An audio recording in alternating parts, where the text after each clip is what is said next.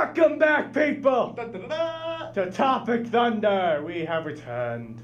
Yes. I am Tyler Jane. And I am Matt Dietzich. How do you do, peoples? How do you do, indeed?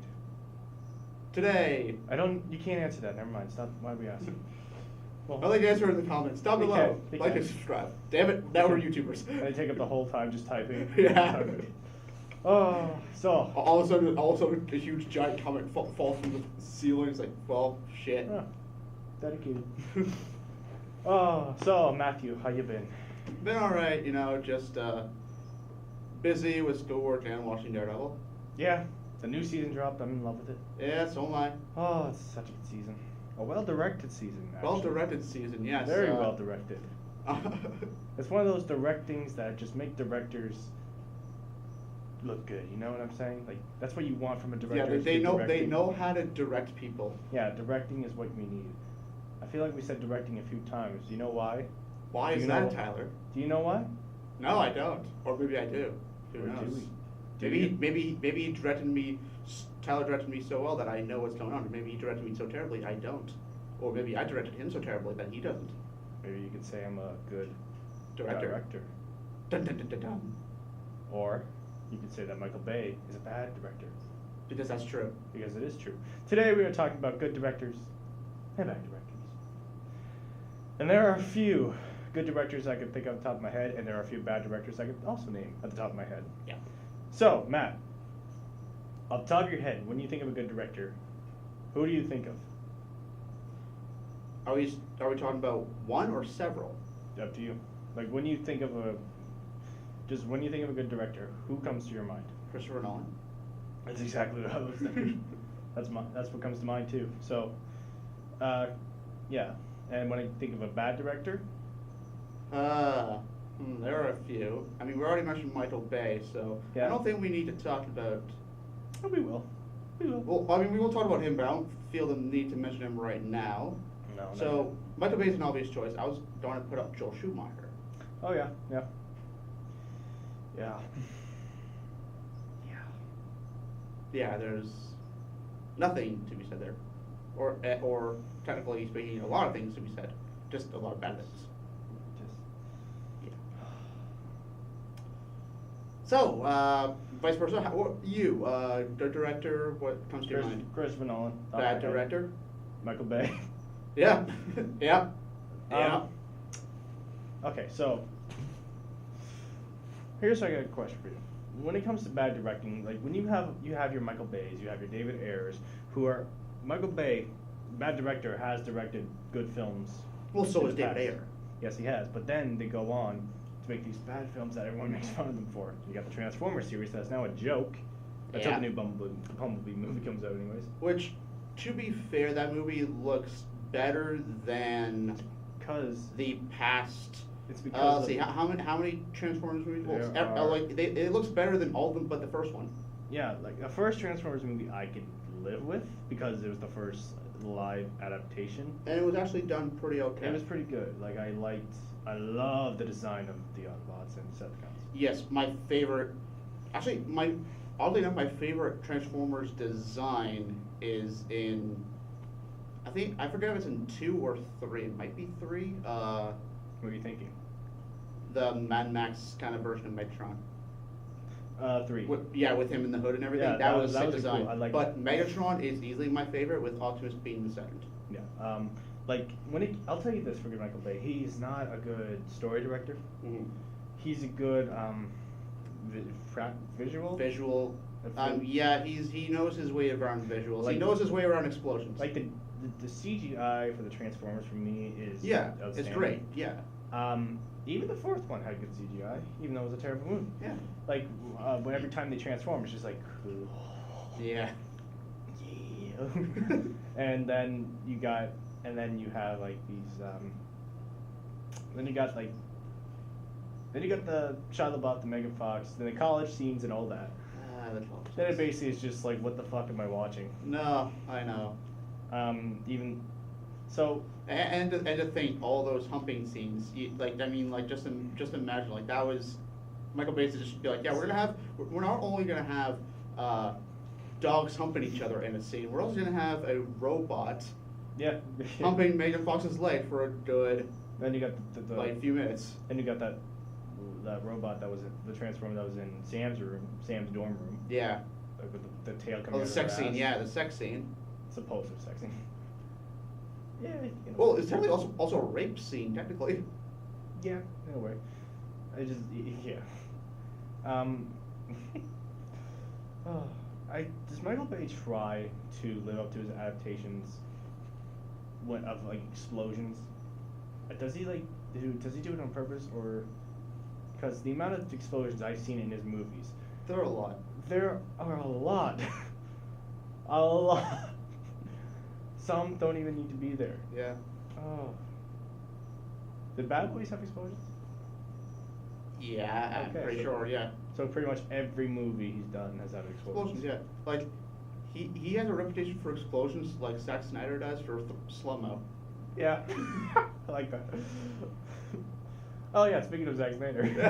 Oh wow! Segue to another director who has had good films and bad films. I'll tell you this, Watchmen 300, probably my favorite films from him. Yeah, Watchmen. I still consider to this day like one of the best comic book movies. It is, yeah, it really is. Aren't there like 3 versions of them? I don't know if there are 3 versions. I think there's There's like an extended cut. there's an extended cut. There's a director's cut. I think Extended director. I swear there was like a few. maybe. Yeah, so Watchmen, like 300. Although there's a lot of slow motion, there's a shit ton of good visuals. Yeah, Like, just trying to do visuals, amazing acting. Cinematography and everything is like good. Yeah. Yeah, and acting. Yeah. That was actually, I'm pretty sure I read that's Michael Fassbender's first film debut. I think. Fassbender wasn't in it. Yeah, Fassbender. He was one of the Spartans. Oh, 300. Yeah. Wait, not Not Watchmen. Sorry. No. I'm talking yeah, about Watchmen right now. Yeah. Yeah. Yeah, 300. Yeah. Michael Fassbender was. Yeah, he was one of them. He was one of the Spartans. and then you had Gerard Butler as the As Leonidas. Leonidas. Yes. Oh, and Lena Headey was also in it too.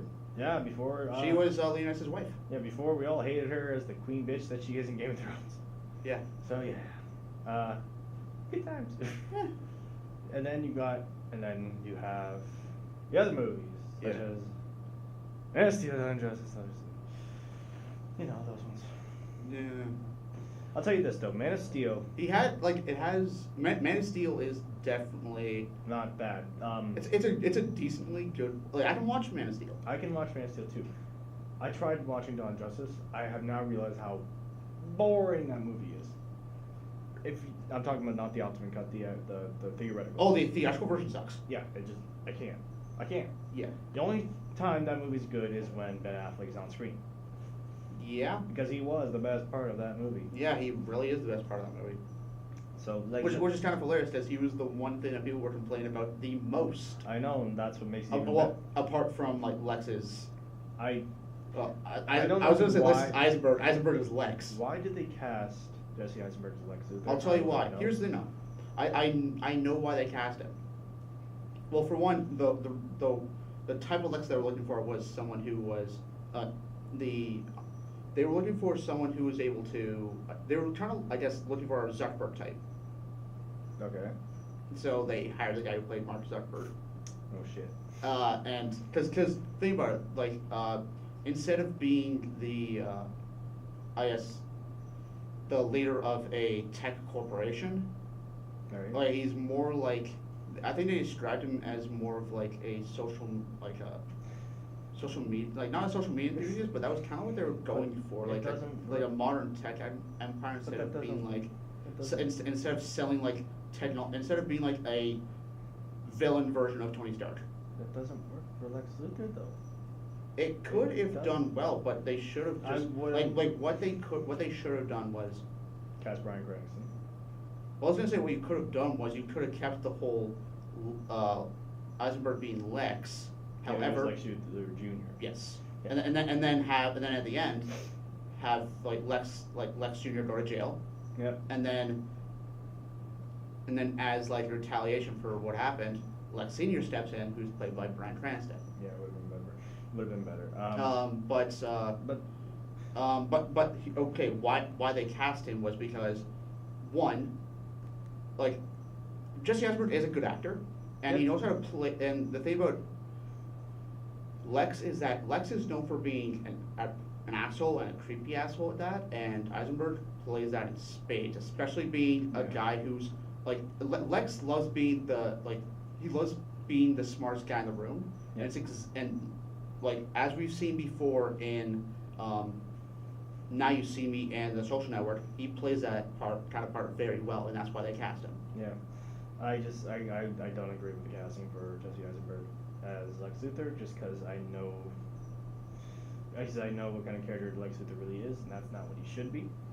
Well, in the comics, yeah, In the he's not the way that Lex is in the comics. No, but he does he does carry the know-it-all attitude, which is a high school dropout. yeah. Or college dropout because he was too good. He was a college dropout. He was a He was college too good for dropout. it. He was too No, good for it. university dropout because he's too good for that. Yeah. That is, I would have cast him. So like, just it's not only Zack Snyder's fault for that movie going bad. It's also studio's fault. I would say it's like okay. Well, considering the fact that we're talking about how the theatrical cut is bad and the ultimate cut's good, says that it's more the studio's fault there. Anyway, but it was also a 3-hour movie. Most movies Yeah. don't go past 3 hours. But yeah, you but, could- but here's the problem. Like they I could've would, had- I would have kept it 3 hours because it would have made the movie flow better. It As would've. we saw with the It 3 hour would, cut. but then people would complain that it's too long. Oh yeah, but people didn't complain about Lord of the Rings. But could Dawn Justice win? That the ultimate cut doesn't even rival. No, I'm not saying it. I'm not saying it doesn't. But what I'm saying is just because, Like you. like if a movie, it's better if a movie flows better and it's that long But Lord- than cutting it down and it feeling like it jumps all over the place. We were at we barely saw Ben at I think they just got to them meeting. Batman and Superman met once in costume, and they're leave each other alone. Then maybe 5 minutes later, Batman's already in the bat armor suit ready to fight him again. It jumps. All of a sudden, we barely see it getting made. Him working on it, and all of a sudden, boom, he's in it already, and we're in for the fight. It's what the hell? Where the hell did the last hour go? Yeah, it's just. But then, if you compare, you can't exactly rival Lord of the Rings because Lord of the Rings was actually Masterly directed, yes. Yeah, which was done by Peter Jackson. Yep. And I haven't seen what other movies have he done? He did the 2000, I think it's 2005 King Kong. He did King Kong, yeah, I know that one. And that was actually pretty good. He did the Hobbit trilogy, did he not? Yes, he did, but It didn't stand up that well. no, it didn't. But of course, that was mostly about money. I'll say this though. Obviously, you can tell where the passion project was and which one was more the corporate decision. And Hobbit definitely felt like more of a corporate decision movie. I'll say this though, the second one with Smog was probably one of the best. That was that was the best of the three. Yes. It's because it's Benedict Cumberbatch. That's why. Yeah, and Well, well, it's the fact that it's Martin Freeman and Benedict Cumberbatch. Oh yeah, the Sherlock Holmes. Yeah. So, and Lord of the Rings, in its time was almost as hyped as a Marvel movie is pretty much. It was like a Infinity War hype, for Return. Oh, of the King. 100%. Oh, It was 100%. insane. Yeah. That movie made. I think it did make $1 billion at the box. You could also say that was how, that was also the same with Star Wars Episode 1 and Star Wars Episode 3 technically. Oh yeah, Star Wars Episode 1 was hyped as fuck. Yeah. And then look what happened. Yeah, but going back to Lord of the Rings, yeah, I agree. Return of the King was very hyped, especially considering It was 3 hours. It was over 3 hours. yeah, and it was building up to the climactic battle against Sauron's army. Which was well done. Yeah, very well done. And obviously, just coming out of Lord of the Rings Two Towers in that incredible fight on Helm's Deep. Yeah, that was shit. Yeah. For that one. Those films feel very underrated nowadays. They're not underrated. They are. They should feel like people. I feel like they should be more mentioned. I think it's because. I get it's Well, yeah, back it's- in 2003, but shit, those movies if made today, holy fuck. I think it's because people have already. There's not much else to say that's because people. People have been talking about how good those movies have been, like before Hobbit came out, that's all you heard was Oh, like, yeah. like Lord of the Rings is amazing, one of the best, like one the like Yeah, it is pretty much it is is. the perfect modern trilogy. It really is. Like, and then so I guess they're also making a Lord of the Rings TV show, and it's supposed to be the most Yeah. highest. I think Amazon most is it Amazon? Yeah, Yeah. it's supposed to be the most expensive show ever made. I don't know what's coming out, but I'm looking. Yeah, I'm forward to excited for that. But I do wish they did. I wish they did the same thing with The Hobbit, which didn't live up to the hype that well, especially the third movie. Hobbit didn't even need to be split into 3 movies. It could have been done in 2. No, but one. I get why they did it though. Like the third Well- movie was just, I don't know what the third movie was. Well, it was better. Well, like I mean, like the first one was fun in a Yeah. comedic sense, but like The second one felt- story wise, there was nothing going on in the first one. The second one was a bit more intense, especially when you got to the mountain with the dragon. Which is The second one, you mean? yeah. Yeah. Yeah, so. And then the third one was just basically The glorified battle. CGI. Yeah. Did you notice that one part on the dwarf? His face was very, very CGI. Yes. Yeah. I You know what noticed I'm that. talking about? Yeah. Do you remember? Yeah, okay, yeah. So like that's all I could stare at. Like, wow, wow. So yeah, like the Lord of the Rings movies, just still hold up to this day. Like, as good as Marvel is with their movies, like I really wish they could sort of have that feel where it's not always CGI and they actually do have like practical in a way. Well, I mean, I think, well, like, I mean, Like the first Iron Man movie, one reason that's good because you got Iron Man in his suit. Like it's not Yeah. so much CGI. Like he's actually walking. Like Robert Downey Jr. is actually walking in that suit. yeah. And then you get to Infinity War. Yes, it's a lot of CGI, but there should be some scenes where there should have to be Well, CGI. I think that's hard. Like when when you have like huge armies, but then again, I mean like, No, I'm talking about, but I'm I talking get- about like subtle moments, like you Okay, know when subtle moments, you know okay. when Doctor Strange, Tony, and Spider-Man were in the ship. yeah, There's They- like yeah. I could clearly tell Tony was a floating head. Oh, that was the same with me with Civil War. Oh fuck. That airport battle, you just see like Tony's head in his suit as he's talking to Spider-Man. Like, no, his head does not belong there. Now, speaking of Civil War, the Russo bros, Yeah. it's because they're brothers. I guarantee that's why they made good Marvel movies, the best Marvel movies actually. And considering you're talking about like practical effects, like they've used like let's see, just the Captain America movies, apart from the first one. Actually, no, the first one even still like used For what, like? Captain America. Like A practical little bit, effects, a practical little. effects versus like a lot of CGI. Like that whole like the fight scene with like What were you thinking? Like the ship battle? Like what were you thinking? Like when you say practical effects? You talking about the Nick Fury scene? Do you remember that when Nick Fury got ambushed by the cars? yeah. I could see. I will say this: I have learned that Winter Soldier is a better movie than Civil War. Oh, you 100% is, yeah. Did I say that right? I said Winter. Yeah. Okay. Winter Soldier is a better movie than Civil War, yes. Yeah, I've come to learn that. The only reason people would say Civil War is better is because of the airport battle.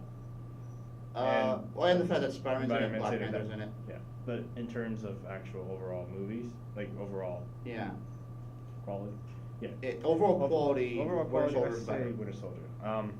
But even then, like It turned. I think that movie was the start of Marvel's, like takeover Yeah, because if you Yeah, if you think I would about agree. it, if you think about the only good movie before that was the first Iron Man. That and the the Avengers, yeah. Because Thor sucked. The Incredible Hulk.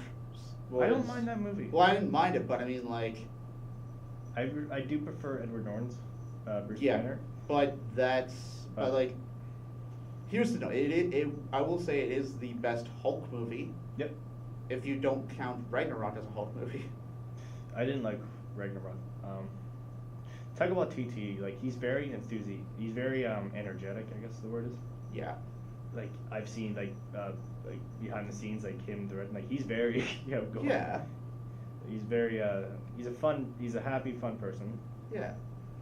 So why didn't you like Ragnarok? I do like Ragnarok. I didn't like Hulk. Oh, okay. I don't like how Hulk is like a little. He's pretty much. I don't know what it is. Just it just. It's trying to be a buddy comedy, so I think that's why they. He's the straight man to Thor in the movie. I did laugh whenever Hulk in Thor talked, but I'm also saying to myself I wish Hulk was more Hulk. I wish we saw more of him versus the werewolf, but we didn't get that. Well, I think it's because I think it has a lot to do with the fact that he's been Hulk for so long that. Yeah, it's true too. But I feel like he should have been we'll never get a World War Hulk, right? I think that's why I think they included it in. Yeah, we'll never get no, we'll never get that. No. Has Taika Waititi ever done any other directing movies? Yeah, he's done What We Do in the Shadows, which is a dark comedy about vampires. Okay. And it's apparently very there's a reason why they hired him for the Thor Ragnarok specifically, because he is a very good comedy director. Yeah. He did Hunt for the Wilder People, which got a lot of talk as well. It has Sam Neill in it. Okay. And it also stars the guy who played who was the main villain in Deadpool 2? You know, the kid? The kid. Oh. Yeah, I know what kid you're talking about. Yeah, it starred him and Sam Neill. Okay. Okay, yeah. Okay. And who directed Deadpool, anyways? The first one? Tim Miller, I believe. Why does that name sound familiar? Crap. I don't know if I've seen his other work. There's a lot of directors out there that I don't know if Tim Miller was a big director before Deadpool was. I don't know. There are a lot of directors out there that after one movie, they're basically done, or that's all you'll hear them from. Yeah, there's a lot of directors like that. But then you got the directors that do bad movies, but continue to do bad movies. They just won't stop. Yes. Fucking Michael Bay. Well, okay. Well, we are talking about how there are good directors, there are bad directors. Good directors can make bad movies. Bad directors can make good movies. Or what we've known as good directors can fall from grace, as we've seen with M. Night Shyamalan. And you could argue Michael Bay as well fell from grace because he made The Rock, which a lot of people do consider a good movie. That's his only and real then movie. Bad Boys. Yeah. Bad Boys 1 and 2. So again, he's become a joke director when he started making the Transformers movies. Oh yeah, 100%. Yeah. I will say this though, for good directors gone from grace, look at John Carpenter. Is it John Carpenter I'm thinking? John Carpenter. I know he did The Thing and all that, but then he started going all out sort of thing. He just started making these movies that weren't holding up. Most people haven't even heard of them because they're not worth talking about. And from what we've heard of them, I think people were complaining about how it was basically the same thing over and over again, and eventually that gets tiring. He pretty much. Which is, yeah. He tried to repeat himself because of how good I think The Thing was. Yeah. What else did he do? He didn't just. Or was it Wes Craven did Halloween, right? No, he did Nightmare on Elm Street. So what did John Carpenter do? I don't know. Someone did Halloween. Oh fuck, who did do Halloween? Shit, I can't remember now. Never mind. It wasn't John Carpenter. I know that. Yeah. Blah blah blah.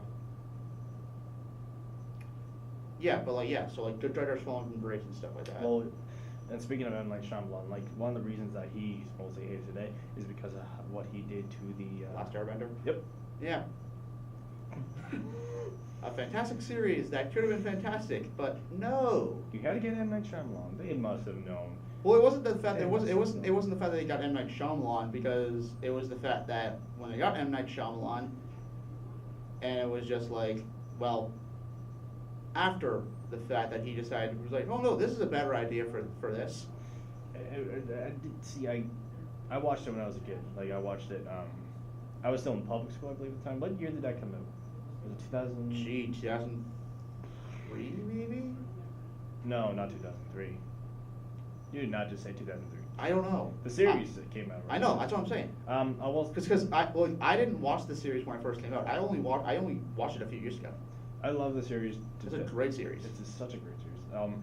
but not I when there was a teaser trailer for the last Airbender. I was young, so I was like I was like Wait, for the teaser trailer for the series or for the movie? for the movie. So Okay, I was for the movie. hyped when I saw this trailer. I saw like he's the last of his kind. I started piecing together. Yeah. He started using. Did you see that one trailer where he's like in the temple blowing out the candles and stuff? Yeah. When I was in theater watching a movie. When I first saw that, and then he like takes off the hood and it shows the arrows. Like as a kid, I was like, They're making us Airbender. and then I saw like he'd show him using his like airbending outside the temple when you see Yeah. all the Fire Nation. I'm like, yeah, let's do it. Let's do it. Let's do it. Yeah. And then the movie comes out. I think I cried on the way home. Yeah. I know that feeling because, well, okay, I didn't have the, because you watched the series when you were a kid, so you had that feeling of It being was pissed like- off. Yeah. That was me with 2 movies. Oh boy. Um, Talk about a heartbreak. One was Batman and Robin by Joel Schumacher. To be fair, That broke everyone's heart. To be okay? fair, I kind of liked it as a kid. Like Yeah, me too. only because of back then I was used to the I was used to the '60s series. It wasn't until I started watching Batman the Animated Series, and then I watched it again, and I'm like, this is terrible. I have yet to watch that series. Watch it. Yeah, because It the is amount, beautiful. The amount of people say like it's a show to watch. Yeah, I'll have to watch it, but And pay attention to the Mr. Freeze episode because that is honestly one of the best episodes they've to be honest, ever well, made. Mr. Freeze is one of the more heartfelt Like- villains. So Like, well, to be well, you know the origin of like are we talking about the Joel Schumacher version, or are we talking? no, like well, the Nora Freeze and stuff like Yeah, that. yeah, I know that part. Like and how like this like how like he's trying to find a cure for Yeah. his wife and stuff like that. Yeah. That origin story came from Batman Animated Series. Really? That wasn't a comic one. That was What the straight co- from What was the comic version? comic version. He was just A guy who froze to death. no, So- he wasn't even that. Like What year was? he had a condition, and he was just a rich asshole. So he didn't have a wife.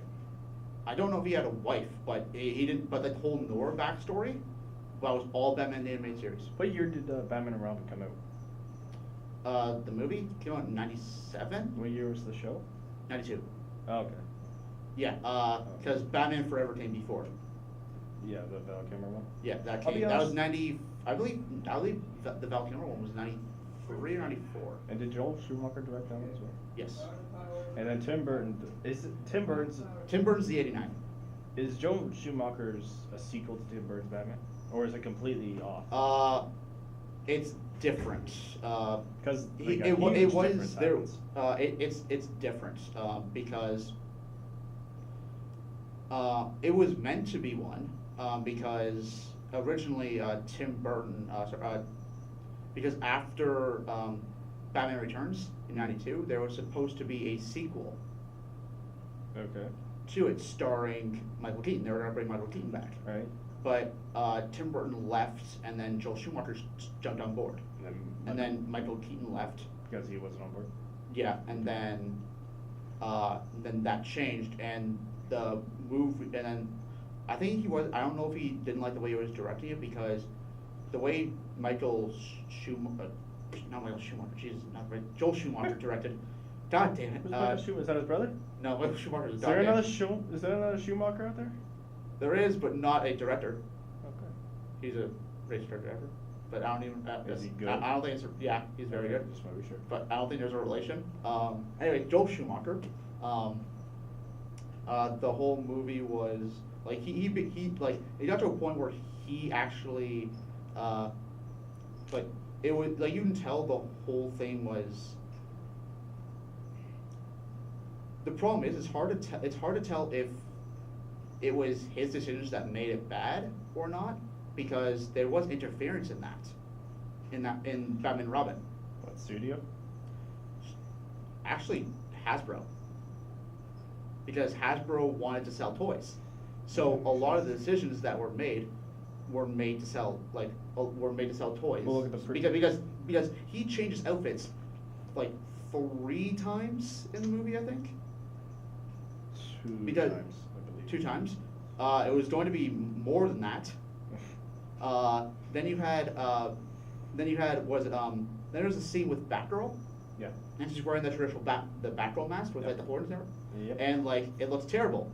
So they're like, all right, like toss that on the ground. So there's actually 2 versions of the Batgirl toy out there. One with the mask and like the bat ears, and one without it. That one must be said for. So like yeah, like Hasbro kind of interfered with that movie. I always hate when studios interfere. I But just hate it. yeah, but to be fair, you could also say that it was Joel Schumacher's decision Well, to include that shit. Well, I still blame him. Yeah, he exactly. doesn't get off either. But He made the nipples, for God's sakes. it got so bad that he has apologized profusely, and Oh, I know that. George Clooney has He's made fun of it. he apologizes every chance he gets. To be honest, him as Bruce Wayne, yes, I was Yeah, fine. that's with. perfect. Him as Batman, No. no. No. If he was, if he actually got himself in shape, actually made him feel like a Michael Keaton Batman, maybe. Which But- which Yeah. in a weird way, Val Kilmer did have I more. liked. He had a more Batman feel. I liked him as Batman, to be honest. Yeah, I thought he was fun. and he had honestly he had such a great entrance. I heard I heard somewhere where he couldn't breathe in the mask. That's why his mouth is always open whenever you see him. Oh, maybe.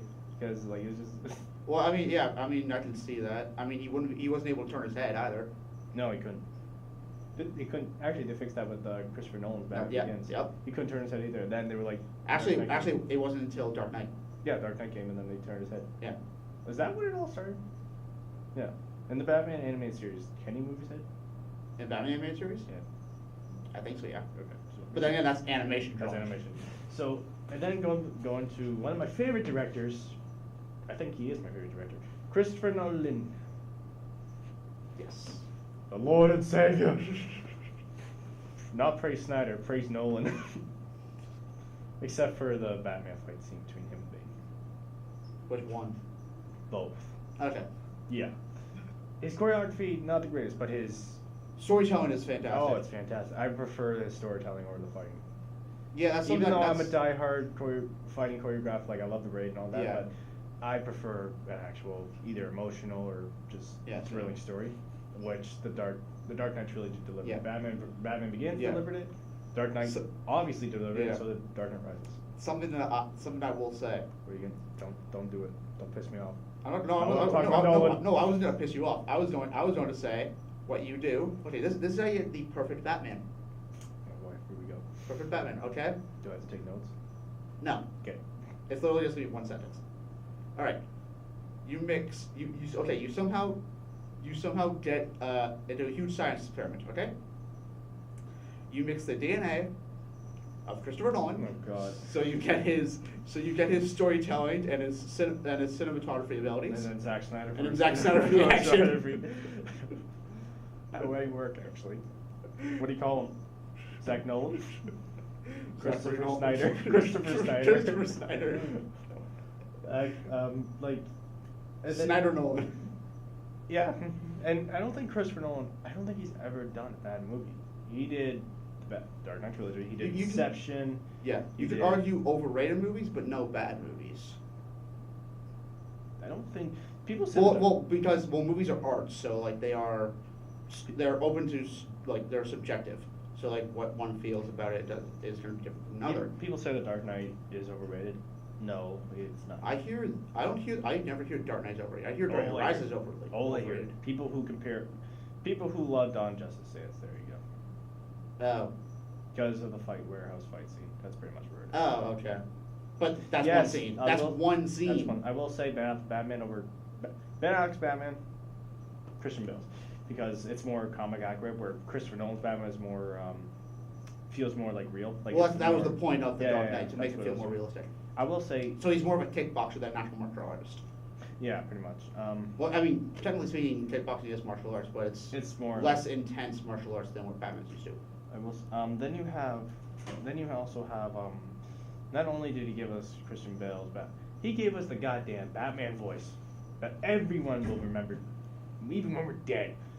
I'm gonna fly over the bay. Rachel! Where are the trucks going? Where's Rachel? That's pretty much what he gave us. Like, I didn't like that. I do not like that. Even now, I don't like that voice. I don't know why he chose that voice. I know why he chose it. Why did he choose that voice? Actually, I don't know. Exactly. I don't know, like, it didn't work. Like, actually, in Batman Begins, it wasn't as rough. Remember, No. It was fine in Batman Begins. It wasn't. It wasn't until Dark Knight and Is Dark when Knight he was Rises like- where Dark Knight Rises it was terrible. Dark Knight Rises, like, is the same as the Dark Knight, pretty much. Light it up. That's pretty much. I'm gonna fly over the bay. Where's the trigger? Where's the trigger?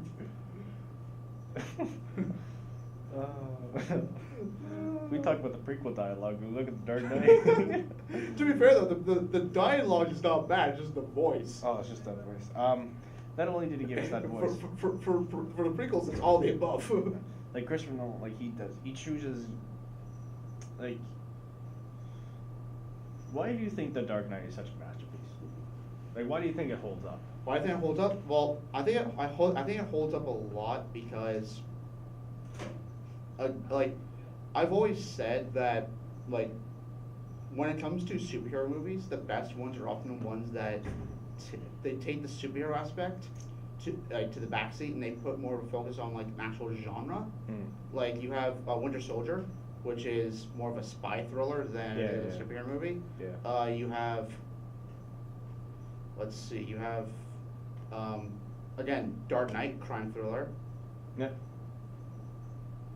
You have Batman Begins, which is like a horror movie, in a sense. Yeah, in a way. It has a lot of horror elements. A little bit. Like, it's like a mix between action and horror and Yeah. like action thriller, I guess. Yeah. Action thriller horror, yeah.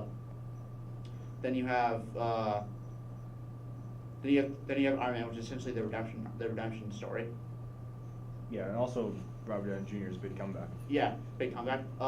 Again, another reason why Dark Knight got such a huge is remembered and so praised is because of like a lot of people when people complained about acting before, they're always like they looked at actors and they're like, oh, this is gonna be bad, like automatically.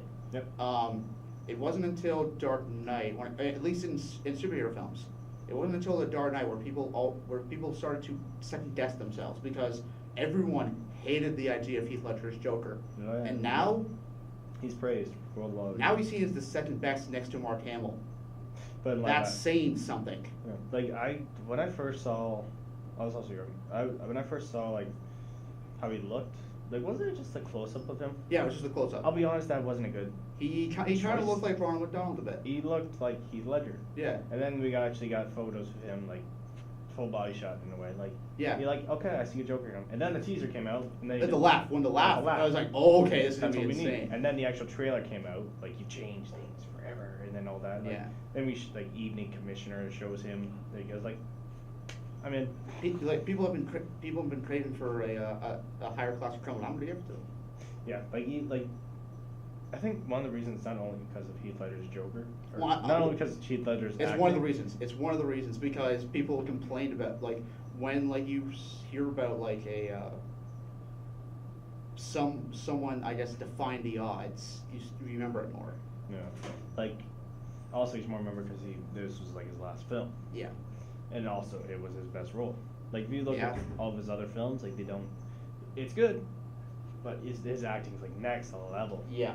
It's insane. And when I'm watching the film, I don't see Heath Ledger. You see the Joker. I know, it's insane. So it's like I will like it's just he's just he just blew everyone's mind. That's what it was. Yeah. Like that interrogation scene between him and Batman was like what made it. So like do you remember like where he's like where's Harvey? Yeah. Where's Ed? And then he's like just mocking him like Yeah.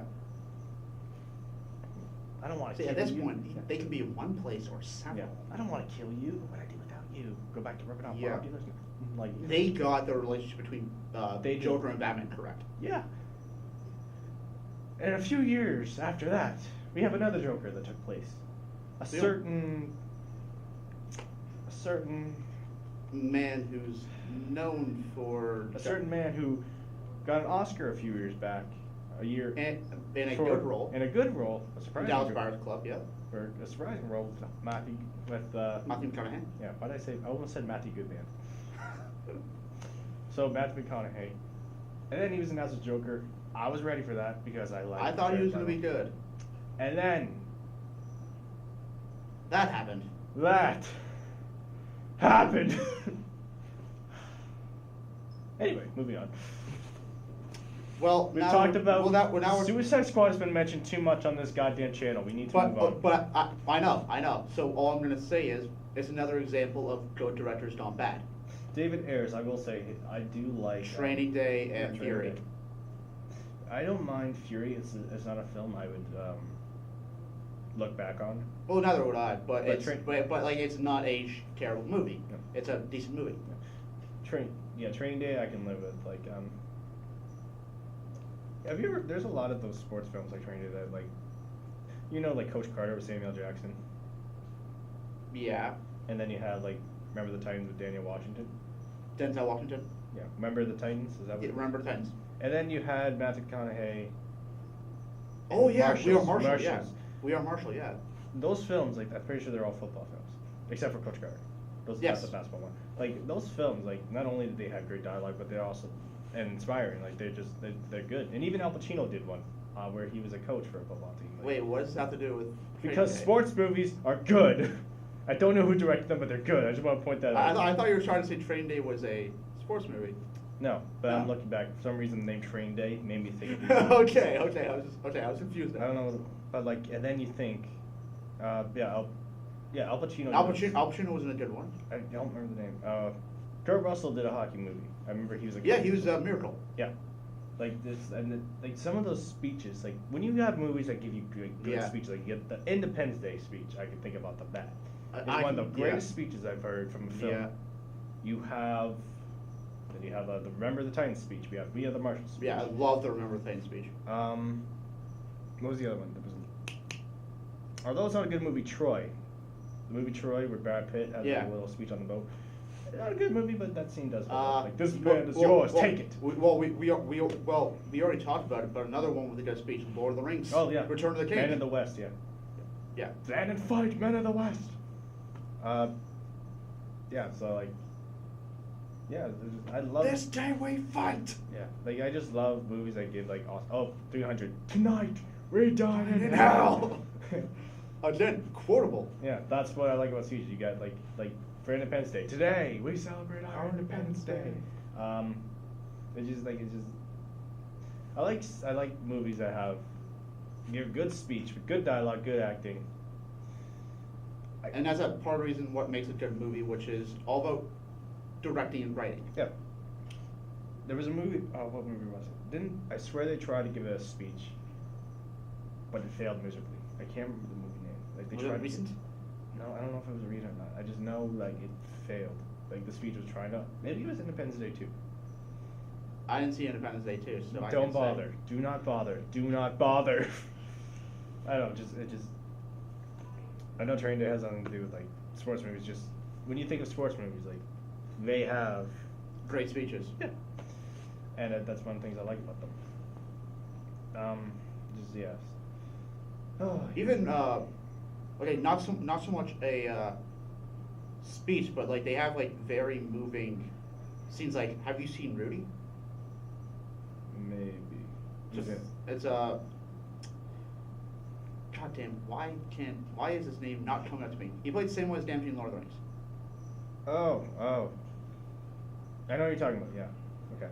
Yeah. Yeah. So he played the main character of Rudy, who.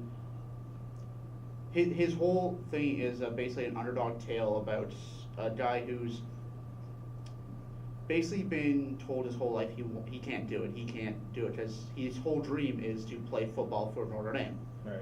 And so, and like time after time after time again, like he gets knocked down, but he gets back up because this is his dream. This is what he wants to do. Okay. And there's this one scene or two scenes actually that are very, very moving. and they're very masterly directed, very masterly acted. Two, like, and both of them are conveying kind of the same message, in a sense. You have one where it's this is right before like the game that he actually plays in, because he plays one game for Notre Dame. Right. And so like they're seeing, this is after all the players have seen his, I guess, dedication, Right. and he gets shot down again. And so the whole team goes to the coach's office and basically turns in all, like they turn in their whole, like all their jerseys, and basically saying, we're not playing unless you put them in, kind of thing. And kind of saying, like, it's like, put him in, put him in, put him in, because like Yeah. he was the heart and soul of that team. And the scene, like, I think before that, is basically him during like the training, for like the tryouts, I think, and he they're training, and he keeps getting knocked down and pushed down, and keeps getting back up. He's like, I can do this, I can do this. Yeah. Okay. See, I would never. I kind of like that, but at the same time, I really wish that it happened in the real world. What? That people actually go to their jerseys and say like. you're- Well, that might have just been done for the movie. I know, but imagine if that actually happened. I know, that would say. Especially what's going on with the NFL now. So. Yeah. Like it's just so yeah like. But Okay, so, I want to talk about M. Night Shyamalan right now, because Yeah, since okay, he has go. a new movie coming out, yeah. Glass, he combined a movie that only people recently know about. And Well, he's not recently. I mean, people He's com- people knew about it a while ago. It's So just he's it's just been brought back. I'm talking about our Split. generation. So like he's combining a movie that recently came out with another movie that people hardly know about, and he's making them like together, which no one asked for, but we're gonna see it anyways, because why not? Well, it's not that people don't know about it. People do know about it. It's the fact that I never heard of him. this generation doesn't know about it. The past generation will. People who were born in the 80s and 90s would know about it. Isn't Unbreakable like back from early 2000s? Yeah, that's what I'm saying.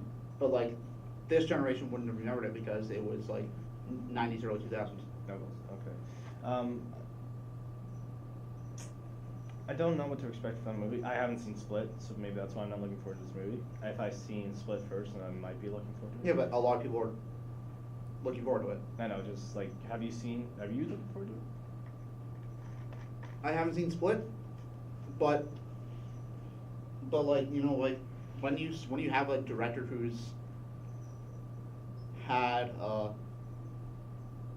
his like giant ups and downs, and when you get a director who's like gotten a reputation for being bad in a sense, like I love a good underdog story and a good redemption story. So Well, seeing him come back. I'm pretty sure like he did Split after.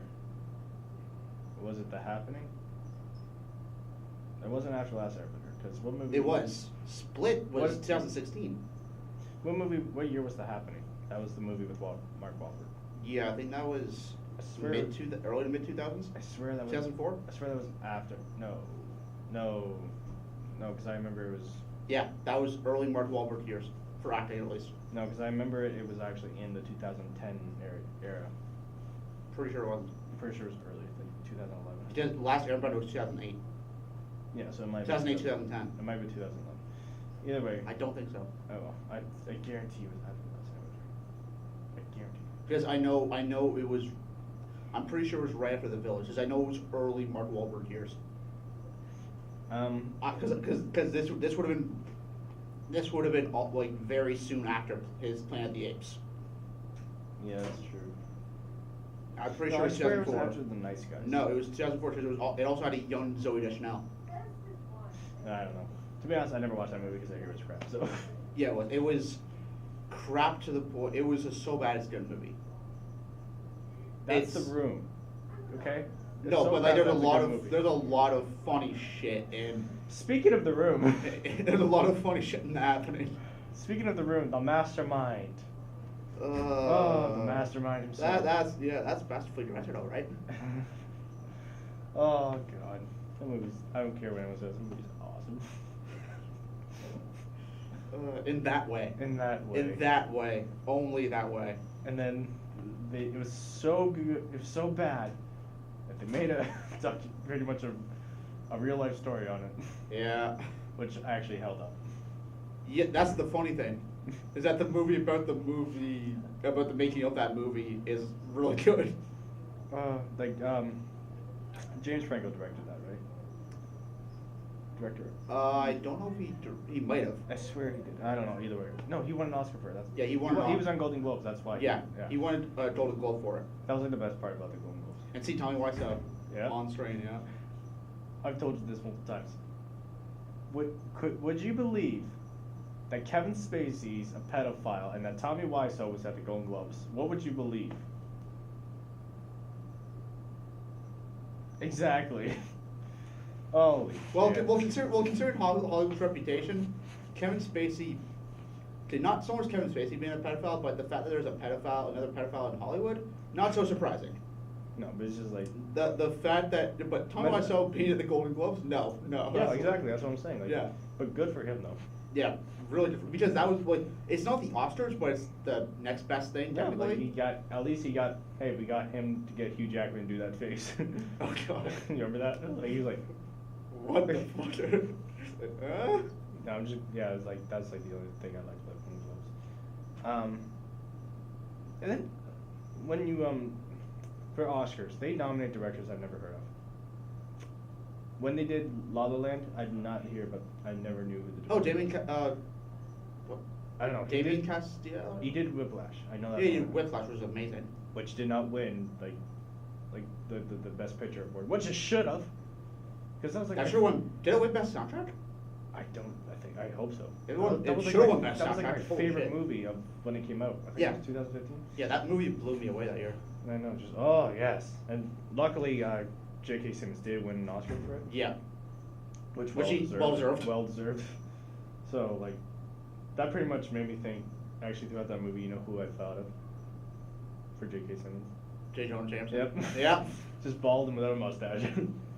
So, but, like, yeah. It's like, fuck it, you're off the drums, give me a picture of Spider-Man. Pretty much. Instead, you asshole. Yeah, Peter Parker sends him a picture. Not quite my tempo. Not quite my lighting. Not quite my angle. Anyway, the guy, he directed La La Land a while back, Yeah. but the huge fiasco was, turns out, no, he didn't win. It was actually Moonlight that won. Oh, that was embarrassing. That was embarrassing. That was embarrassing indeed. I wouldn't know what to do in that situation. I'd be like, what do I do? Do I run backstage or do I go back to the seat? I wouldn't know what to do. Like, if I were... I would, or run out the door. for Damien Cap, like the director, or for the guy who... Just anybody on that stage, like what would we do? Like, I'd have been like, hey, we'll split it with them. Fuck it. I think someone did say that actually. But no, it's like, yeah, they fucked up. Then I'm trying to show them, someone just split. Say what? just magically behind them, like Yeah. what's he doing there? Someone say split. No. Be fun if the Oscars gave him the idea for Split. So like, oh, that was a massive fiasco. So, who did direct Moonlight though? Like, I know that was. I can't remember. All I know is that had Mashallah Ali. I can't remember Yeah. his first name. Yeah. Like, okay, so for your mind, who is a good director that you like that hasn't won an Oscar yet, or at least is unrated?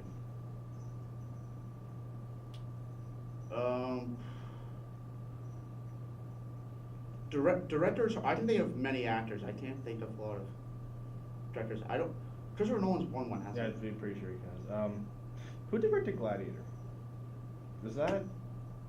God, I used to know. Crap. Was it Ridley Scott? I think it might have Ridley No, Scott. it wasn't really Scott. No, that's another director right there. Oh, yeah. No, sorry. But no, Gladiator. I thought it was Ridley Scott who did Gladiator. I'm looking this up. I thought it was Ridley Scott who did Gladiator. Okay, well, while you're talking about that, Ridley Scott. Yeah. Oh my god! Like, he went from Alien to Alien Covenant. No, he did. What movie did he do before Alien Covenant?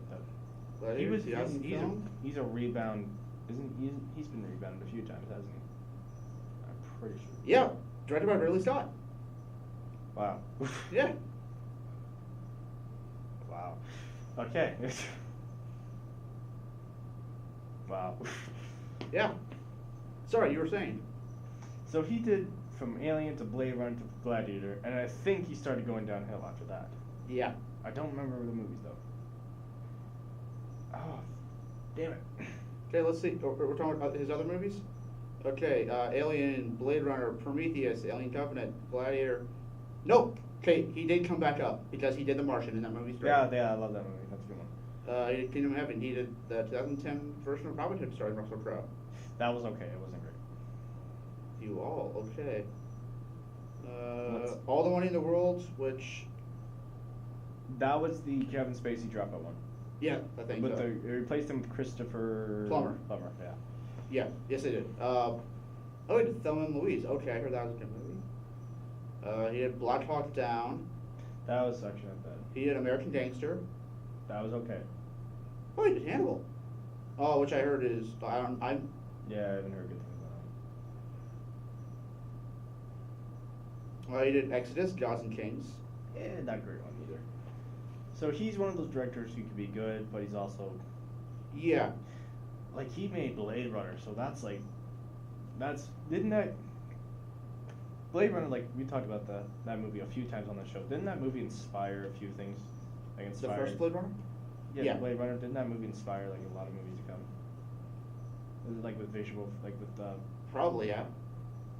I swear, like I can't think of them on the top of my head. I know like I know a movie that did inspire Blade Runner was Metropolis, yep. which we learned about. I'm pretty the same as Star Wars. So, you know what? Here's a director that we haven't talked about yet, and who, in my opinion, is one of my favorite directors. Quentin Tarantino. Another director who has not gotten a Oscar. He has. I don't think he has. I guarantee he has. Did he win it for Pulp Fiction? Don't look it up. Don't take it on your phone. I'll take it on my phone. I'll switch it up. No, I guarantee he won an Oscar for Pulp Fiction. I don't think he won it for Pulp Fiction. I I don't think he's won an Oscar yet. Another one who I don't, you know, while you're looking that up, I don't think did Blade Runner 2049 win any Oscars? think it won for visual. Visuals? I think sound design maybe. Okay, so it wasn't. I'll check that out too. Because that would be another director that I say should deserve an Oscar is. He's won 2 Oscars. He's won for best writing for Django Unchained. Okay, writing, but has he won for directing? No, but he's been nominated. So. Okay. All right then. I guess nomination would nomination count or just wins? I guess wins pretty much. All right. Another one who hasn't won one that, to my knowledge, for directing that should is Denis Villeneuve. Is that? He did Blade Runner 2049 Yeah, and he did that's Arrival. one thing. That's one thing. Yeah, Blade Runner 2049. It won. Oh, he did Sicario. It won too. 2 Oscars. It won Best Achievement in Cinematography. Yeah. And it won Visual Effects. Yeah. So yeah. Like, Yeah, because Denis Villeneuve, he did Sicario, which is great. He did Arrival, which in my opinion is one of the best science fiction films in the last decade. yeah, I hear that one's good. And Blade Runner 2049. Oh, okay, so I have yet to watch any of those films.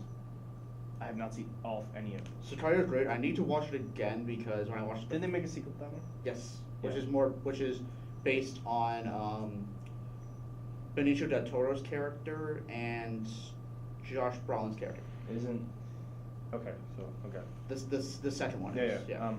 I will say, going back to Quentin Tarantino, I want to say, like Pulp Fiction, like that's one of his, like I'm pretty sure one of his big ones. Besides, Reservoir Dogs.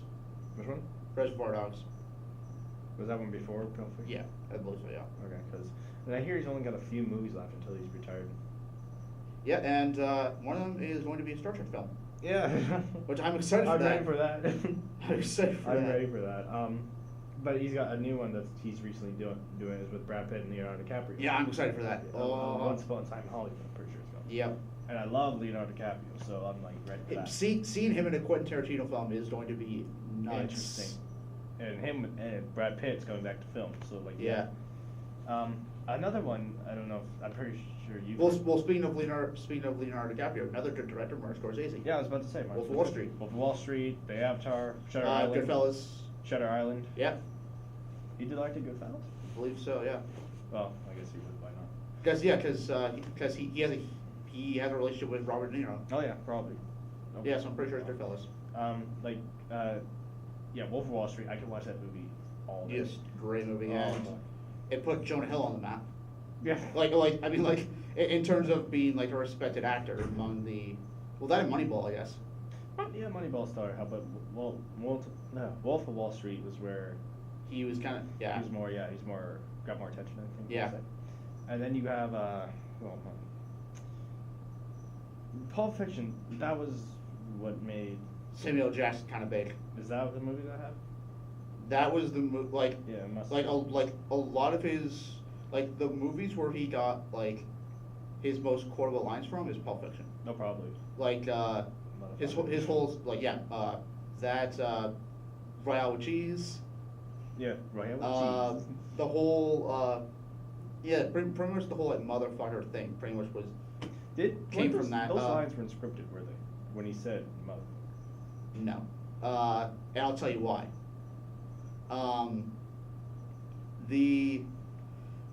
Quentin Tarantino has come out and said that he does not like people, I guess, ad-libbing in his that's strips. Fair. That's fair.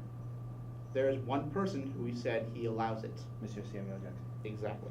Because he's so damn good at it. He is good at it. So I will not be surprised if all those swearing was just him rolling off the tongue. Oh, guaranteed.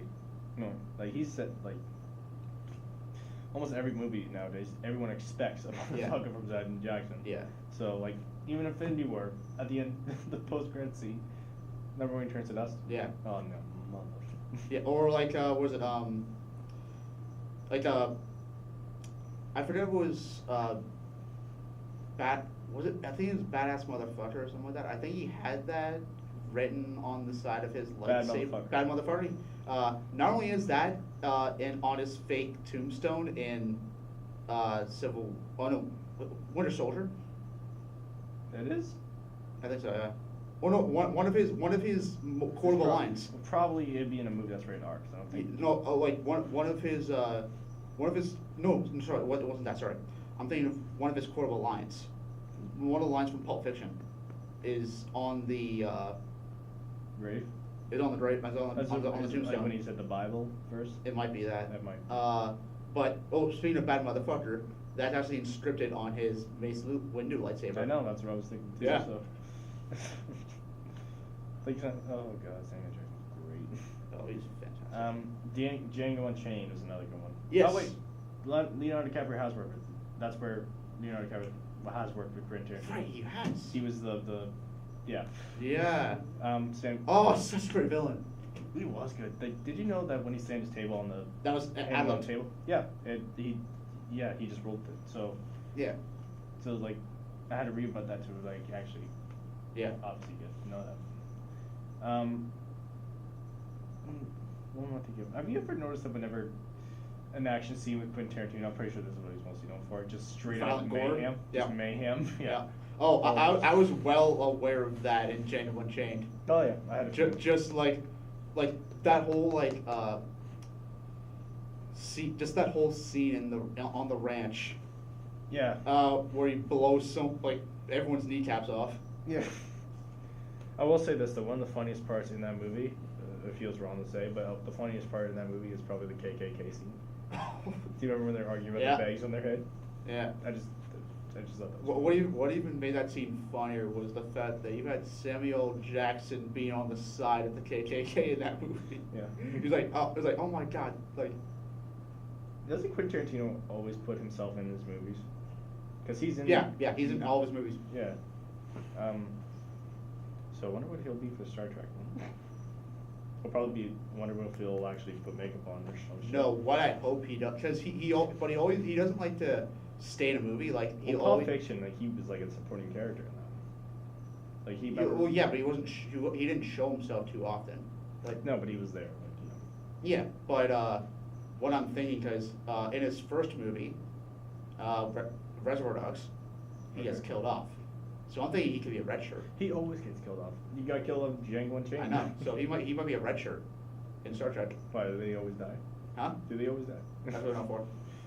Well, Uh, like that's why they kind of changed it for Star Trek Next Generation. Where they're all in red shirts. I don't know what the Star Trek movie's gonna be, but I am excited because it's Joe Tarantino. I want I want them to bring back. I don't know if it's gonna be like a continued thing from. Patrick Stewart coming back. Yeah, I want they have Patrick Stewart with Tarantino dialogue. Think about how funny that would be. Oh, God.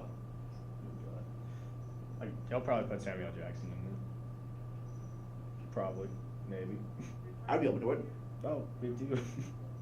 Maybe a Romulan. Oh, so, and then also speaking of Leonardo DiCaprio, he's coming up. Him and Martin Scorsese are teaming up again for another movie, yeah. And they're like, those two together made some of the greatest movies. I'm pretty sure Gangs of New York was that directed by Martin? I don't know, but I'm pretty sure. Was it Aviator, Martin Scorsese? I'm pulling up my phone again. So yeah, like those two, like Martin Scorsese and Quentin Tarantino, like one of the. Would you say they're like some of the last, like 90s, early 80s, late 80s directors? Like Scorsese and who? Quentin Tarantino. Like they're like the last older directors, really. Well, I mean Ridley Scott. But like for good directors, I'm talking about good directors here.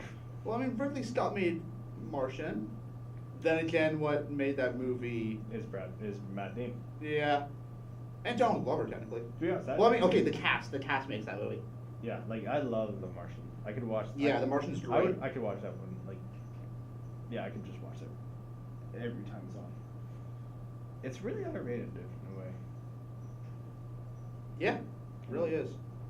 But how's it going over there? oh shit! I forgot. Oh wait! Oh my god! I forgot. Why? You look like you're having a heart attack over there. No, like, I totally forgot he did like Taxi Driver and shit. Who? Martin Scorsese. He did Taxi Driver? Yeah. He's been working since the 60s, late 60s. Oh, yeah. 70s. Well, I mean, like. Also, speaking of film class, he did Raging Bull. That explains it. Yeah. So like, and okay, look at this. Okay, Taxi Driver, Raging Bull, Goodfellas, So. Casino. Robert De Niro. Yeah. So all those movies, what do they have in common? Robert De Niro. Yeah. Oh yeah, he did Aviator. He did Shutter Island. He did Hugo. So no longer is there. Oh yeah, and he did The Party. So he replaced Robert De Niro with Leonardo DiCaprio. Oh, you were right. He did do Gangs of New York. So he did, okay. So he replaced Robert De Niro with Leonardo DiCaprio. Yeah. And it's always good when, actually, it's kind of a good thing because when directors and actors have good chemistry, they can create some of the best films. Yep.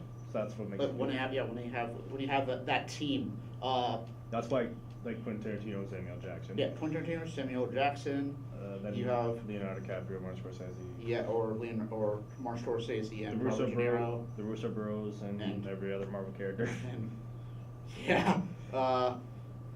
Who else could you say? Let's say Zack Snyder and Like just those actors. Zack Snyder and Henry Cavill, I guess. Huh? Zack Snyder and Henry Cavill. Maybe. Okay. Shit, there was a director on my mind who we have not yet talked about, and he's a bad one. He's a bad one too. It's not Josh Whedon. I'm thinking about someone else. Josh Whedon's a hit and miss, but okay, what has he directed? Fantastic Four. That's what I'm thinking of. The director of Fantastic fucking Four. Which one? Fan Four Stick. Josh Trank? Yes. Which sucks. You know why? Because he's a piece of shit. No, I was gonna say he's another director gone bad. Is he? Chronicle. That movie's average. Average? You serious? That movie's fucking I've amazing. seen it. I've seen it. It's average. That's it. All right.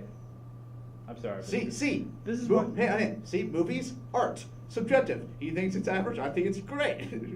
Well, look at Push. People say that's a good movie. I think it's average as well. I think it's a bad movie. See? There we go. We agree on that. People like, what's the name? All right. So okay. What's his Okay. name? You know what? Why don't? Okay, I know why you don't like Fantastic because I hate it too. But why don't you like Chronicle? It didn't come out. It didn't come off as intense as I wanted to be, or as what's the word for it? It just felt like it just underwhelmed me. That's all. It didn't stand out as well as. It's mostly because people told me about it, and when I finally The hype killed you. Okay, so I understand. People that. tell me like, hey, like this is a good film, you need to check it out. When I did finally check it out, I was like, it's good, but it's not great. Like it is a good movie, but I'm not like gonna like remember at the end. At the end of the day, I'm easily gonna move on from it. Like it's not a movie I can look back on, sort of thing. So Yeah. So yeah. Funny thing about it, like about that movie, you know the scene where he takes the spider apart. Hmm? That was supposed to be foreshadowing. For sure. That was how he's gonna kill his dad. Oh, really? But they had to change it because it was too dark. Yeah, that was Yeah. Yeah. Speaking of dark, Fantastic Four. Fan Four stick. Fan Four stick. That's see dark- shit the in dark that- times. Yeah, you couldn't see shit in that movie. No. The director, I hear, never showed up, or he would show up drunk. Yeah, yeah, exactly. So Yeah, you showed drunk. It was I guarantee the people that were miserable on that set. Yeah. I feel bad for Michael B. Jordan. Very bad for Michael Jordan. Speaking of Michael B. And also Jordan. Miles Teller. Yeah. And every crew actor on that fucking movie. Oh my god. The guy who directed Creed, who worked with Michael B. Jordan. Yeah, he did. He did Black Panther, Yeah, and I hear he's coming back for Black Panther too. yeah. Yeah. I'm sorry, but I find Black Panther overrated as fuck. As to the action. No, just I find it very overrated. Okay. That's me, but it's a good film. But it's talked about a lot, in a way. It doesn't stand out for That's me. fair. That's fair. But that's just me. Yeah, Maybe because I'm white. I but don't know. but you like Creed. I like Creed. That's a good movie. All right, so like you can appreciate that like he's directing Creed, like he's directing Secret Creed, so he's. Is he directing Creed 2? I think so, yeah. I swear. Okay. I could be wrong. Actually, speaking of another director, Sylvester Stallone, Rocky, Rambo. Yep. He's like that's an actor gone director. Again, another good speech. The speech to his son, Rocky Balboa. Oh yeah, let me That's a tell good you something. speech. Else. The world and all sunshine Yeah. and rainbows. That was like that's a speech that inspired me to hit the gym, but I stopped going to the gym, so it didn't work out so well. The movie of Captain America: Winter Soldier inspired me to go to the gym. In fact, that one scene inspired me to go to the gym. Which scene? The scene where he fucking holds the helicopter and you see his fucking The bicep. the bicep. He was staring at it too. Huh? He was staring at it too. I know. I was just like, fucking goddamn it! How did he do it? Like, I was just like this. I was like, yeah, just like that's yeah. gain, son. Good for you. Good for you. Good for you. And It's like, I just looked at my watch like, shit. it's always good. I always like when actors actually have to bulk up for a role. Like they actually have to go to their comfort zone. Like Yeah. Ben Affleck had to go over his comfort zone for Batman. Oh, you should. Even though Here- some of his abs were CGI or whatever. Have you seen him recently though? Yeah, he's bulked up. Holy shit, he's monstrous. So it better be a good reason why he's bulked up. Well, It better be good reason. there is a good reason either way. He's healthy. Well, yeah, because he was in rehab, so that could have something to do with him working out. Because this could be like, But I really hope it's it's almost like he's trading being a alcoholic for. for being like a gym junkie. Yeah, I really do hope though. Like, But it could be him being Batman. Yeah, I hope so. I hope so. I will say this though. Oh, and look at Henry Cavill. He's a beefcake. Yeah, yeah, he's great. And he's now become, That's a man right there. Yeah, he's now become Geralt. So Yeah, is it Geralt or Gerald? Am I saying it wrong? It's Geralt, right? I I'm still new I to the don't series. know. I'm still new to the series. So I don't know. He's in the Witcher series now. Yeah. I'm ready for that because it's Henry Cavill and I love Henry Yeah. Cavill. And then you have Michael B. Jordan who bulked up for Creed. And then he bulked up For Black Panther. again for Black Panther. Like, and then you got Arnold Schwarzenegger, who was Mr. Universe at one point. Yeah. Like he was He was a beast. He was a monster. Yeah. Yeah. Like fuck. And then he became governor of California. Oh, that man. Then he went back to acting. Then he went back to acting. He is very successful in his life.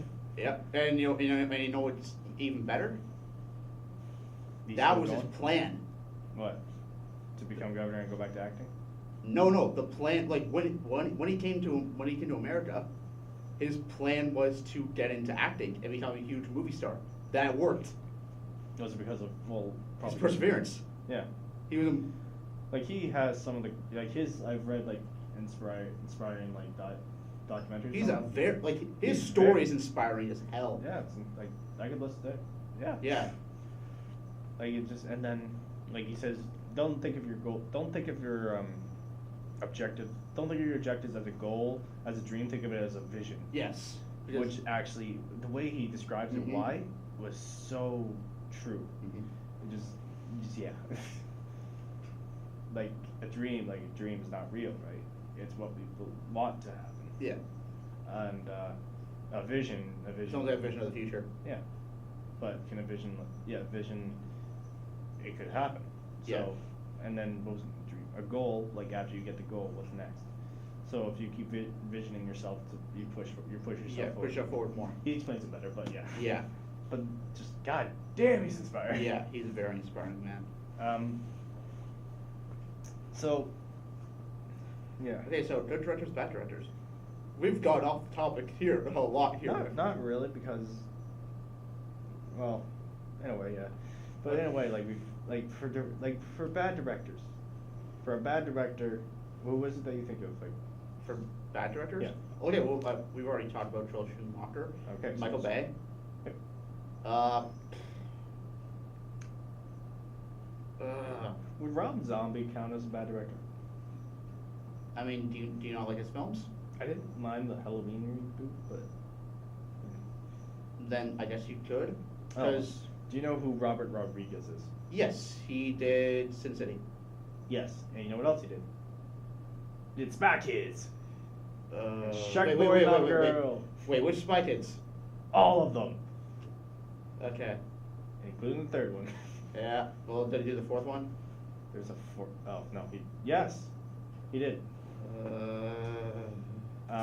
And he did. I didn't see the fourth one. I didn't want to. I saw the trailer for it. I'm like, no. I just look for clips of Junie and Carmen, because you know those are the actual people I care about. Especially Carmen. Especially Carmen. And then he directed Shark Boy and Love Girl. I'm still waiting for a sequel for that, but whatever. That movie was a travesty. I know. It's so bad. It's so bad. Yeah. But it gave us Taylor Lautner, who would become a shit actor anyways. a teen girl fantasy. Yeah, and what's creepy about that is that he was 17 when all like the 30 and 4-year-olds were like going gaga over him. He was 17 in New Moon. Was he? Yeah, No, I swear he was 20 something. he was 17. I swear he was like 22. No, he was 17 when that movie came out. I think it was the first Twilight movie. No, What year is he? New Moon. New Moon came out a year after the first Twilight movie. Because He was 17. I'm pretty he sure. did not like he looked older than. Yeah, because he fucking Okay, wait, because what? he worked out. What year is he? He is a 92. Yeah. So. Wow. New Moon came out in what, like 2010 maybe? Twilight, the first one, came out in 2008, and New Moon came out It would have been 2009. Yeah, so he would have been 17. Because Wow. because Okay. because I would have been 13, 14 years old because I was in grade 8 when that movie came out. When the first one came out. Yeah. Wait, oh, sorry. yeah. Yeah, a great, like, Yeah, yeah. 92, So he I would was- have been like 13, 14 that time. My brother is 2 years older than me, so yeah, he's my brother. He's my brother's age. So yeah, Holy fuck. 16, 17 years old. That's where he was like 20 years old. Nope. What the fuck? Yeah. So think about how creepy that is now. He was a 17-year-old dude, and all these older women were going gaga over him. Does anyone even remember the Twilight movies, to be honest? Yes, they do. Really? Yeah. They do. Well, to be fair, it's kind of gotten better. Not the movies. Not the movies. No, The the fandom has gotten better because. They died down. They died. It's dying. Well, actually, yeah, because a lot of the people that liked it Are are dying. starting to hate on it now. Yeah, because they're older and They're starting to realize how bad it was. teen fantasies are gone now. Yeah. Like they made so many parodies of Twilight, even though the movies Vampires themselves suck. were, even, we don't talk about vampires. Even though the movies themselves were parodies in their own way. Hell, even look at Adam Sandler. Adam Sandler made Hotel Transylvania, and they have a scene that makes fun of Twilight. No, I haven't yet. I have not seen that though. Adam Sandler. Let's talk about him. Even though I don't, he's directed a few of his movies, but his movies. All of his movies are on his production company. Yeah, like Which sucks because it means that he won't stop making fucking movies To be because fair, I don't- Sony keeps throwing money at him. To be fair, I don't mind Grown Ups. I don't mind. I hate Grown Ups too. I don't mind the first one though. Like Happy Gilmore, I love. Happy Gilmore is Bite. the only like Happy Gilmore and maybe Bait Daddy are probably the only two Mr. movies. Deeds. Okay, Mr. Deeds too, but that's mainly because of John Turturro, not him. Yeah. Because John Turturro is just great in that movie. But it's mainly, I'd say those three movies that I look back on that I actually kind of like. Billy Madison, I liked as a kid. Billy Madison as a character annoys me the fuck out now. I hate Billy Madison. I don't like the character. Don't like the movie. He I fucking hate that annoys movie. me like I hate the crazy. fucking movie. I hate it. It's so stupid. It's so stupid. That look at me, Swan. I love that line though. I love that whole scene just because how ridiculous it is. I will say this though. I do like Adam Sandler. Wish his movies are better. Adam's. Here's the thing though, that I've noticed. Oh, a Just lot, Go With It is another good one. I don't mind. His drama movies are good. Rain Over Me is a good movie. What's the one? Spanglish. Was it the one you did with Don Cheadle? Rain Over Me. That's yeah. Yeah, he's Don like Cheadle. Yeah, like he should have won an Oscar for that in my opinion. Yeah. He did. Like when comedy directors go like dramatic. Well, when comedy actors go dramatic, yeah. Like look, Jim Carrey went dramatic once. Yeah, with Eternal Sunshine of the Spotless Mind. It was one of his best performances. Yeah. And his best movie, easily. Besides and- The Grinch. That's a good movie. And if we're talking about the king of comedy actors, well, okay, there's also another comedy actor who went dramatic that not a lot of people talked about because they didn't know that he was a comedy actor before. Tom Hanks. Really? He trained in comedy before he went to dramatics. Oh, I never knew that. Yep. Oh. Okay, who else were we talking about? I was gonna say the king of comedy gone drama, Robin Williams. Yes, big time. Dead Poet Society, amazing film. Good Will Hunting. Dewante, another another good, well-directed movie. That was directed by Matt Damon and Ben Affleck. No, written by.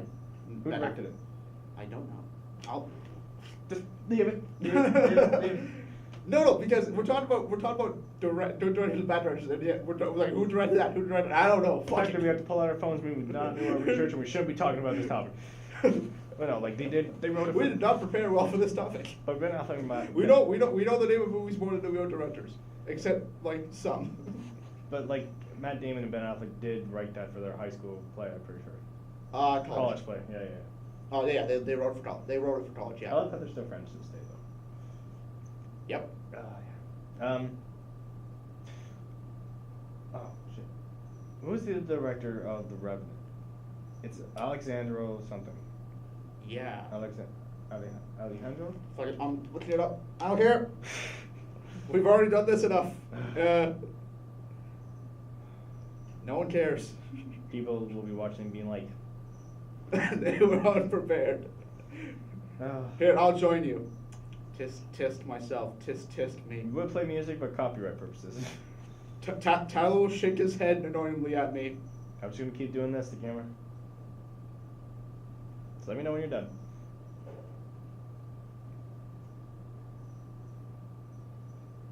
It's gotten very quiet in here. People have left watching us now. No one's watching us anymore. We are done. Alejandro Alejandro does something. Inarritu. I probably butchered that, and I apologize. Yeah, he directed The Revenant, and I don't know what else though. He did Oh, in the heart of this. Oh wait, no, he didn't do that. He didn't do that. I was just. Heart of the Sea? No, he didn't do that. That was just under the Was it the similar movies title? Ah. Ah. He did 21 Grams. I don't know. Oh, he did Beautiful, which That's Russell Crowe? Beautiful Mind? Or? no. He did it was like a short what's the word for a foreign film? It was a foreign film okay. with Javier Bardem, and actually got a lot of. It was actually up for Oscar. Okay, I got another one. I'll tell you another bad director, Brett Ratner. Yeah. Yep. Oh shit! What? Sorry. The guy who did Revenant, he did Birdman. He did Birdman? Okay, that explains. And had a really good one track shot. Oh, yeah. A really good tracking shot. One take tracking shot. That is a good movie. That was a very good movie. Uh, Yeah, and I love how it's pretty Okay. much made. What made that? Here's the note. What made that movie like that movie's masterfully directed, but what made that movie just more special was the fact that it was Michael Keaton, Yep. because it was pretty much a comment on his career. Like accidentally. Birdman, Batman. Birdman, Batman. It was a pretty good costume though. Like the basically the comment of like how like he was like a big name. He played a superhero. He was like well known for playing a superhero back in the day. Yeah. Then he's an old guy trying to come back into a new like Hollywood, which Yeah. is kind of what happened with Michael Keaton. Yeah. So. And now he's kind of bitter now, which is kind of what happened at the end of the film. Like, Mark Keane, like I'm waiting for a Batman Beyond film where he's like an older Bruce Wayne. Yes. That would be cool to see. I really hope that happens. Yeah. Well, like, there's only one more actor that I would pick. Also, for like an older Bruce Wayne in a Batman Beyond setting.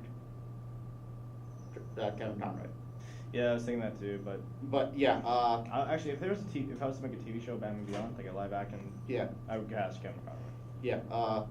If they were to do like a Dark Knight Returns like adaptation, live action adaptation of like the actual comic, That pretty much was about Batman. That pretty much was Ben Affleck's Batman. not so much considering it was a younger No. Batman. No, it was an older, like. No. Zack What I Snyder. meant was younger than he was in No, the comic. Yeah. the comic, because the comic he's like 60, 70, I think. Yeah, that's perfect. I would have a wrong problem. No, I wouldn't have. I can't see it. I can't see Ron.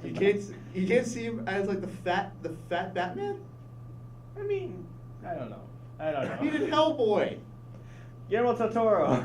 Good director. God damn it, we brought it back. And he's directed Shape of Water, which I do not recommend. I don't recommend. Okay. But then again, you have seen the film, so you. Oh, you haven't. No, I refuse to. It's a good movie. Is it a good movie? Is it worth watching? Even though certain parts. of the film- Certain parts, but it is a love story. A weird one. Here's the thing though. The part that you're probably weirded up by is the whole like Yeah. We fish sex. Yeah. There's Yes. only one part that kind of weirds me out in the movie. That is the part that wears. No, I'm saying there's only one part in the movie that weirds me out, and it's only because it just comes out of fucking nowhere. Oh, the tub scene. Yeah. Okay. The tub scene where she's fucking jacking off.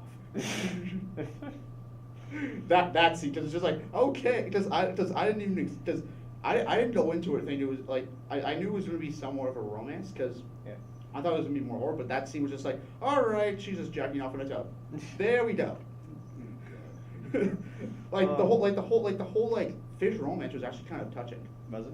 Yeah. Is she deaf in the movie or something like that? Yeah. Yeah. Okay. Like, yeah, she talks with sign language. Yeah, it's really beautiful. And this in the that guy who sense. plays the fish, same guy from Hellboy, right? Doug Jones. Yeah. Yeah, so he did one of the guys from Hellboy. Mm. He did Silver Surfer from the old Fantastic Four movies. He was so super. Yep.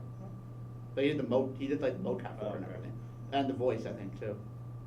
No, it was a pretty sexy voice, to be honest. Yeah. I don't know if he did the voice for it. I don't know. Either way. So okay. So same guy though. Yeah, he did the mocap for it. So. Okay. Yeah, good movie. I recommend it, but I understand it's a movie that might not be for everybody. Yeah. But it's a very touching romance story. Okay. Because it also has horror elements to it, so it's almost like Maybe it has like a creature of the Black Lagoon kind of feel okay. to it. Well, I was with gonna say romance. that's I know that's what people are talking about when they saw the creature. Yeah, it's like So- a creature. Yeah, that's kind of what it is. It's like if you mix that with romance with the creature of the Black Lagoon, that's really what it is. But but if we're talking like directing is directing has there's a lot of elements to directing, and one of them is cinematography. Yeah. And there's so many beautiful shots in that movie. Okay. Yeah. 'Cause I love my cinematography. So. Yeah. Okay, so we're gonna finish this off. I don't know how long we're talking. How many directors? Okay. How many directors? There's a lot of directors. Actually, George Lucas. yeah. Forgot about. We forgot about the man. Forgot about the man. Oh wait. Damn it. Have we talked about Michael Bay at all? No, True. we have not talked about Michael Bay. All right, so George Lucas and Michael Bay. No, we did not talk about Transformers, the college scenes, and all that. No. I will say this though for Michael Bay, he can direct military. Nah. Yes. Have you seen 13 Hours with John Krasinski? No. He can direct military. Okay. So if he Okay. could make more movies of that, maybe I could start liking him again. But Okay. stay away from Transformers. And George Lucas just Go away. yeah. I mean, I love you because you You made Star Wars? you created the lore behind Star Wars. You set the path for that. Yeah. I love you for that. Yep. But we saw what you can do with 1, 2, and 3. Then again, you were probably tired by that point. You just didn't want to direct anymore, especially after the backlash from the first one. And by the first one, I mean Phantom Menace. So maybe you were just tired. I mean, that's kind of what happened with Joss Whedon. Let's not talk about Josh Whedon, okay? But I will defend him because he made Firefly. Other than that, I have no. no, but that's what I'm opinion saying. on Like that's what I'm saying. Like Age of Ultron and Justice League. Like he was tired. Like he didn't want to direct. He didn't want to direct anymore. Like, after that, not in that sense. Like he was kind of done. that. Yeah. He wanted to take a break. He wanted to take a huge break. No. You can kind of tell. You can tell that with Justice League, and you can tell that with Age of Ultron. Like he just kind of got tired. Yeah. Well, it is what it is with him, I guess. Yeah. I'm still gonna bring. But yeah, Firefly like back. again, like it's just like George Lucas. George Lucas got tired after it, which is why like. The third movie for me still holds up. Well, it does too. It does for me too. That's It's easily the best of the prequels. Which isn't saying much. Yeah. Yeah. Okay. But So, and- yeah, but like again, I guess you can say good director beyond that, even though that I don't know. Would you say that? Would you say a new? What do you think's better, A New Hope or Return of the Jedi? For me, I like Return of the Jedi because of Vader coming back to the good side. The way it was done with like him throwing the Emperor. Okay, but as a whole movie. Return of the Jedi. I find Okay, it, so I find it a bit more entertaining. Okay, so ironically, he made in your. It's not the worst movie. No, I'm not saying that, but I'm saying so A New Hope is the weakest of the original trilogy, then the one he directed. Again, and wrote. as we said in our last episode, I grew up with the prequels, right? No, I know that. So when I first watched New Hope, Yeah, I found it underwhelming. yeah, But looking back as an adult, I was Yeah. just an idiot. But after watching Empire and the way that was done, I kind of do like it more than New Hope. yeah, Then watching Return of the Jedi with Luke actually a full-on Jedi and Darth Vader coming back to the light and throwing the Emperor overboard. Like the final moments between him, Luke and Vader, like for me that was like one of my favorite parts of Star Wars. For New Hope, I think it was when they met Han Solo. yeah. Han Solo and Chewie are the highlights. And then of when those Ben movies. Kenobi cut the guy's arm off. Yeah. That was pretty much it. Yeah. I hated the fight scene between him and Vader. Well, yeah, because It's only men fighting. I understand that from a standpoint of you're coming from the prequels going to watch the originals because the prequel trilogy has a more flashy fight style, Yeah. whereas the first one's more simple. Yeah. I know. So, but it is what it is. Okay, So Man of Steel's dead. So. Or is he? Is he? Well, hang on. So. Okay, so talk about your directors for Man of Steel 2. Well, the ones that like were brought up or rumored are different than I guess who I would pick. Well, I know there's Christopher McQuarrie who did Mission Impossible, Rogue Nation, and Fallout, I believe. Fallout? Fallout. Oh, Fallout. I believe. And he has worked with Henry then Cavill, there's- which would be good. Yeah, because he did Fallout with him. Yeah. Then there was George Miller is another one. Yeah. And Matthew Vaughn, who did don't Kick-Ass. Is that what he did? Yep. Did he? Yeah. Okay. I think he did Kingsman too. Yes, he did. He did Kingsman. Yeah, I know. That's where I'm thinking of Kingsman. I don't know if he did. He didn't do the second one. I think he did. Yeah. Okay. So like those would be directors for that. But we don't. But we can't exactly say Man 2 will have a director because Henry Cavill's going to Superman now. Or is he? He's gone. Is he? Stop it. Is he? Henry Cavill is gone. We must accept it. Is he? So that's it for Topic Thunder. All right. Right. Who would you pick for Who would you pick for director for the Man of Steel sequel? Fallout director. Right off the bat. All right. How about who would you pick for? Okay, although this is not director, who would you pick to replace Henry Cavill? Have you seen the show White Collar? Oh yeah, you want Matthew Bomber? He looks exactly like Henry Cavill. So I get Yeah. the closest resemblance to Henry Cavill as I could.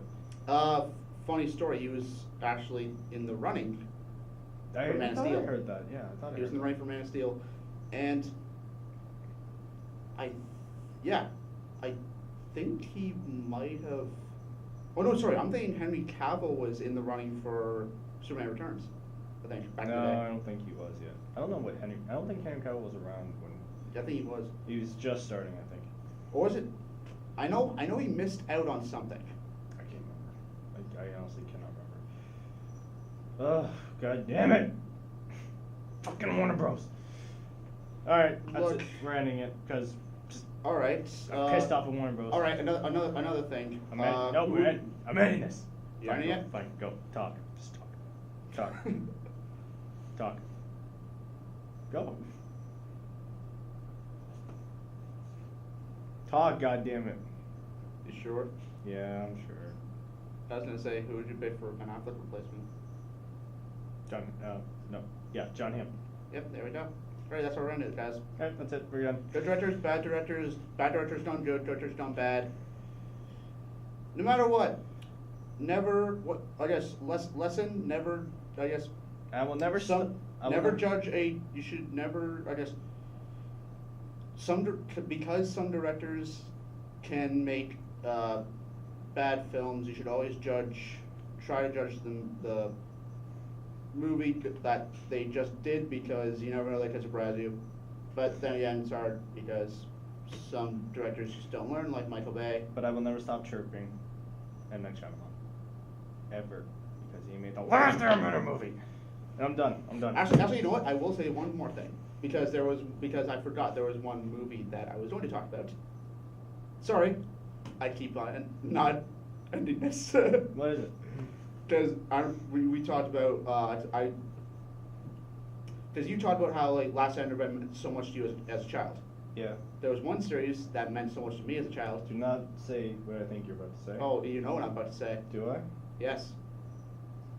What letters to start with? I don't want to say, just in case I'm wrong. If I do, if I'm right, I'm throwing this chair. Say it. Will you special beam cannon me if I do? No, I will still throw this chair. Because the movie that I'm talking about that ruined my childhood is a little movie called Venerable Evolution. We're done. We're out. The movie was a fucking travesty, people. It sucked.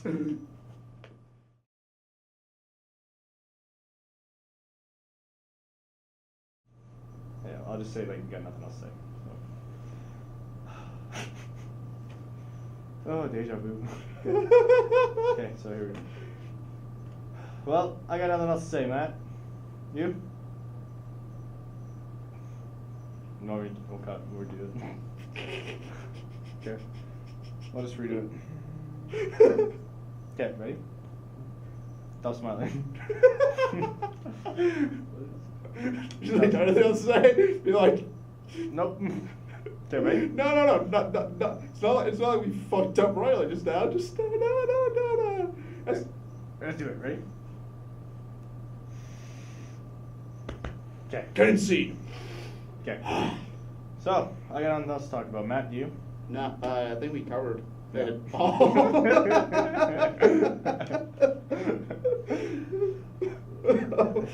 Fuck me. I'm keeping these clips for bloopers. Okay. You know, those are the last few minutes. Just bloopers. That'll be our last episode. Okay. God fucking damn it. Yeah. Oh. Okay. Man. Why is it so funny?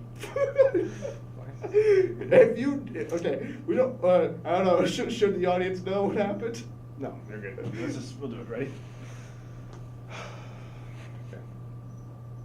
Just think of something. They have death. Yeah, pretty much. I'm trying to think where would it cut off? It was you cut off like 3 minutes before.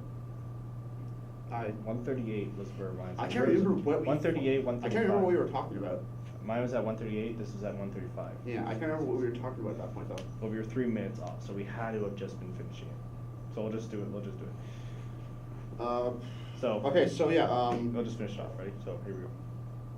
Well, I got nothing else to add. Yeah, I gotta redo that. Well, I got nothing else to add. Matt? No. Oh shit.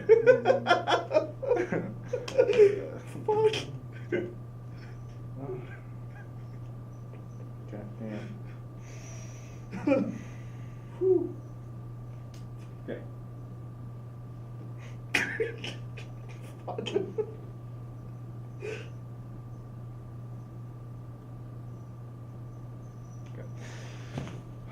Okay. For real. Let's go. For real. Let's go. For real. Take 237. Literally. Okay. Okay. All right.